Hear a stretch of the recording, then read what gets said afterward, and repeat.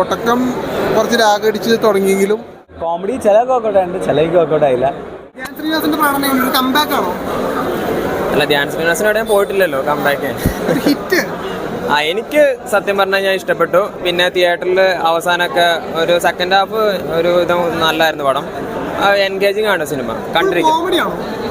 Comedy ഉണ്ട്. മുകേഷൊക്കെ വരുമ്പോൾ തന്നെ നമുക്ക് ചിന്തിക്കാമല്ലോ. പിന്നെ അതേപോലെ തന്നെ സുരേഷ് കൃഷ്ണയുടെ റോളൊക്കെ നൈസായിരുന്നു. നല്ലൊരു കുഞ്ഞു സിനിമ.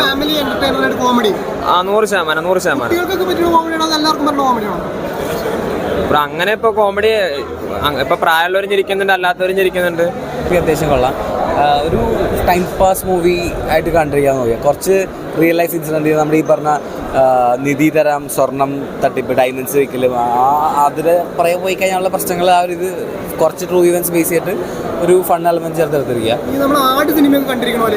ഇല്ല, ആ ഒരു ലെവലൊന്നും ഇതിലില്ല. ജസ്റ്റ് ഒരു ഫൺ ടൈം.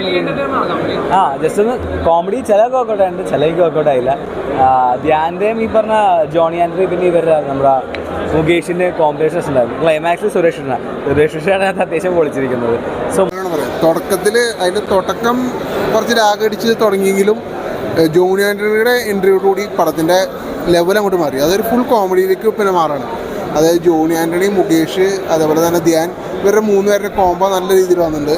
അതേപോലെ തന്നെ സെക്കൻഡ് ഹാഫ് തൊട്ട് വേറൊരു കഥാപാത്രം കൂടി എൻട്രി ചെയ്യാണ്, സുരേഷ് കൃഷ്ണ. പുള്ളിക്കാരൻ ഇതുവരെ ചെയ്യാത്ത ഒരു കഥാപാത്രമായിട്ട് എനിക്ക് തോന്നിയത്.